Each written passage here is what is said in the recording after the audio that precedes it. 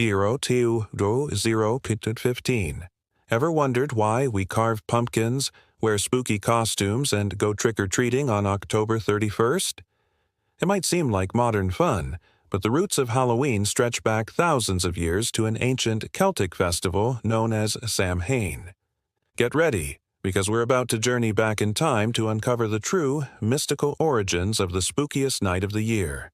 15-1 hours. Long before it was about candy and costumes, October 31st marked the most significant day in the Celtic calendar. The Celts, who lived over 2,000 years ago in the lands we now know as Ireland, the United Kingdom, and northern France, celebrated their new year on November 1st. The night before, they held the festival of Samhain. This wasn't just a party, it was a deeply spiritual time. Samhain, pronounced Zoin, literally means summer's end. It marked the end of the harvest, the end of the lighter half of the year, and the beginning of the dark, cold winter, a season often associated with death and hardship. 1:45. For the Celts, this transition wasn't just about the weather. They believed that on the night of Samhain, the boundary between the world of the living and the world of the dead became blurred. The veil thinned, allowing spirits and otherworldly beings to cross over into our realm. This belief is the very heart of why Halloween feels so supernatural. It wasn't about scaring people for fun. It was a genuine belief that ghosts of the deceased could return to Earth. This made Samhain a powerful, magical, and sometimes frightening night. Families would set a place at their dinner table for deceased loved ones, hoping to welcome their spirits home for a night. 1:45-2:30. But not all spirits were welcome. The Celts believed that mischievous fairies, goblins, and even malevolent entities could also slip through the veil. To protect themselves, people would light massive, sacred bonfires on hilltops. These fires were thought to have protective and cleansing powers, warding off evil spirits and honoring the sun god. People and their livestock would often walk between two bonfires as a cleansing ritual. The community would gather around these towering flames, offering animal and crop sacrifices to their deities, hoping to earn their favor for the harsh winter ahead. 2:30-3:15. And what about costumes? That tradition also has its roots in Samhain. To avoid being recognized and bothered by the roaming spirits, the Celts would disguise themselves. They wore costumes, often made of animal heads and skins, to blend in with the otherworldly visitors. By looking like spirits themselves, they hoped the real ghosts and fairies would leave them alone. It was a clever form of supernatural camouflage. So, next time you put on a mask, remember you're following an ancient tradition of hiding from ghosts. 3:15-4. Fortune-telling was another huge part of Samhain. With the veil between worlds so thin, the Celts believed it was the perfect time for druids, their priests, to make predictions about the future. The presence of supernatural spirits was thought to make their prophecies more accurate. For a community facing a long, uncertain winter, these predictions about marriage, health, and fortune were a source of both comfort and guidance. Many of these divination rituals involved apples and nuts, symbols of the harvest, which have trickled down into modern Halloween games like bobbing for apples. 4:45.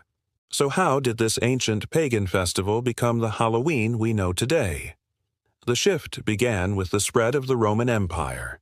After conquering most of the Celtic territory by 43 AD, the Romans began to merge their own festivals with Samhain. Two Roman festivals were particularly influential: Feralia, a day in late October when Romans commemorated the passing of the dead, and a day to honor Pomona, the Roman goddess of fruit and trees. Pomona's symbol is the apple, which likely explains why bobbing for apples became so integrated into Samhain celebrations. 4:45-5:30. The next major transformation came with the rise of Christianity. In the 8th century, in an effort to replace the pagan Celtic festival with a church-sanctioned holiday, Pope Gregory III designated November 1st as All Saints' Day, a time to honor saints and martyrs. The evening before, October 31st, became known as All Hallows' Eve, which eventually shortened to Halloween. It was a classic case of an older tradition being absorbed and rebranded, but many of the old Samhain customs, bonfires, costumes, and a focus on the supernatural, remained.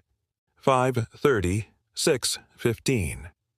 Then, in the 10th century, the Church added another holiday, All Souls' Day on November 2nd. This day was for honoring all the dead, not just the saints. Celebrations often included parades with people dressing up as saints, angels, and devils. These church-approved holidays looked a lot like the old Samhain festival, just with a new name and religious context. The tradition of souling, where the poor would go door to door praying for the souls of a family's dead relatives in exchange for soul cakes, is considered a precursor to modern trick-or-treating. 6:15 to 7 course. Halloween, as we know it, really took shape when these traditions crossed the Atlantic to America. Irish immigrants, fleeing the potato famine in the 19th century, brought their rich Halloween customs with them.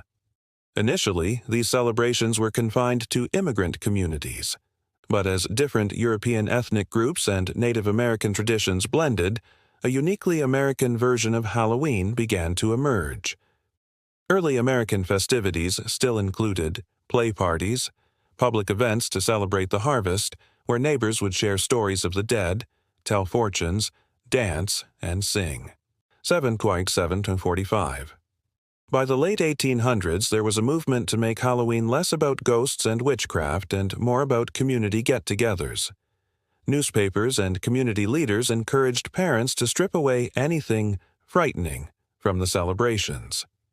As a result, Halloween parties became the norm, focusing on games, seasonal foods, and festive costumes rather than spooky pranks and superstitions. The focus shifted from communicating with the dead to a more secular, community-centered holiday, 7:45 and 8:30. It was during this time that trick-or-treating was revived and popularized in America. By the 1920s and 1930s, it had become a widespread practice. Families would provide treats to costumed children to prevent them from playing pranks.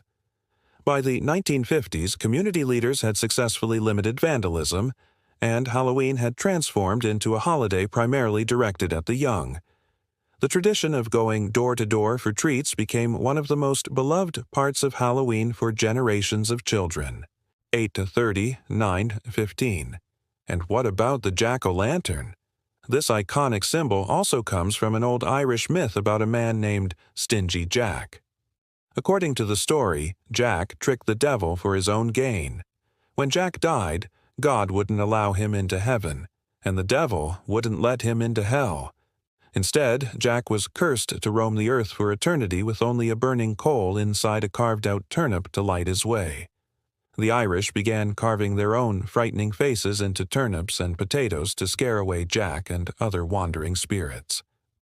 When immigrants brought this tradition to America, they discovered that pumpkins, a native fruit to the continent, were much larger and easier to carve. 9:15 out 10 Cyrus. So, from the mystical bonfires of the ancient Celts to the glowing pumpkins on our porches today, Halloween is a fascinating tapestry woven from centuries of history, belief, and cultural exchange. It's a night where we playfully acknowledge the boundary between our world and the next, where we dress up to become someone else for a few hours, and where we share treats with our community. It connects us to our ancestors who huddled around fires, telling stories and warding off spirits as the cold winter approached. The next time you celebrate Halloween, remember you're taking part in a tradition that is thousands of years old. Thank you so much for watching. If you found this journey into the past interesting, please hit that like button and subscribe for more deep dives into history and mythology. Stay curious.